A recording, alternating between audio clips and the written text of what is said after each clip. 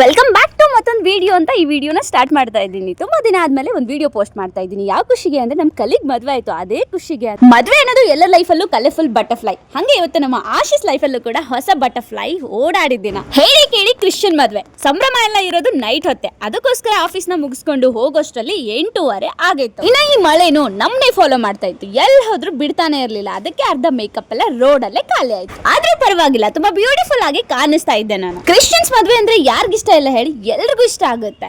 Decoration ಇಂದ ಹಿಡಿದು drinks ವರ್ಗುನು ತುಂಬಾ ಪೀಸ್ಫುಲ್ ಆಗಿರುತ್ತೆ ಎಲ್ಲ ಸಿನಾರಿಯೋ. ಹಂಗೇನೆ ನಮ್ಮ ಆಶೀಶ್ ಮದ್ವೆಲೂ ಕೂಡ ತುಂಬಾ ಬ್ಯೂಟಿಫುಲ್ ಆಗಿ ಡೆಕೋರೇಷನ್ಸ್ ಎಲ್ಲ ಮಾಡಿದ್ರು. ಇನ್ನು ನಮ್ಮ ಆಶೀಶ್ ಕೂಡ ಗಿಟಾರಿಸ್ಟ್. ಮೆಲೋಡಿಯಸ್ ನಲ್ಲಂತೂ ಹೇಳಂಗಿಲ್ಲ, ಅಷ್ಟು ಬ್ಯೂಟಿಫುಲ್ ಆಗಿ ಅರೇಂಜ್ಮೆಂಟ್ ಮಾಡಿದ್ರು. ಅದೆಲ್ಲ ಬಿಡಿ, ಮದ್ವೆ ಅಂದ್ಮೇಲೆ ಮೇನ್ ಸೆಕ್ಷನ್ ಊಟ.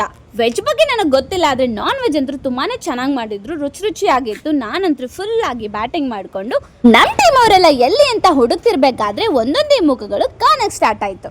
ಮದ್ವೆಗಂತೂ ಯಾರು ಮಿಸ್ ಆಗಿಲ್ಲ, ಎಲ್ಲರೂ ಕೂಡ ತುಂಬಾನೇ ಎಂಜಾಯ್ ಮಾಡಿದ್ದಾರೆ. ಅದಕ್ಕೆ ಎಷ್ಟು ಬ್ಯೂಟಿಫುಲ್ ಆಗಿ ರೆಡಿ ಆಗಿ ಬಂದಿದ್ರು ಅಂದ್ರೆ ಪ್ರತಿಯೊಬ್ಬರು ಕೂಡ ತುಂಬಾ ಟೈಮ್ ತಗೊಂಡು ತುಂಬಾನೇ ಇಂಪಾರ್ಟೆನ್ಸ್ ಕೊಟ್ಟು ಬ್ಯೂಟಿಫುಲ್ ಆಗಿ ರೆಡಿ ಆಗಿ ಇವೆಂಟ್ ನ ಅಟೆಂಡ್ ಮಾಡಿದ್ದಾರೆ. ಗರ್ಲ್ಸ್ ಗ್ಯಾಂಗ್ ಮಾತ್ರ ಚೆನ್ನಾಗಿ ಕಾಣಿಸ್ತಾ ಇದೆ ಅಂತ ಅಲ್ಲ, ಬಾಯ್ಸ್ ಗ್ಯಾಂಗ್ ಕೂಡ ಫಾರ್ಮಲ್ಸ್ ಅಲ್ಲಿ ತುಂಬಾನೇ ಚೆನ್ನಾಗಿ ಕಾಣಿಸ್ತಾ ಇತ್ತು.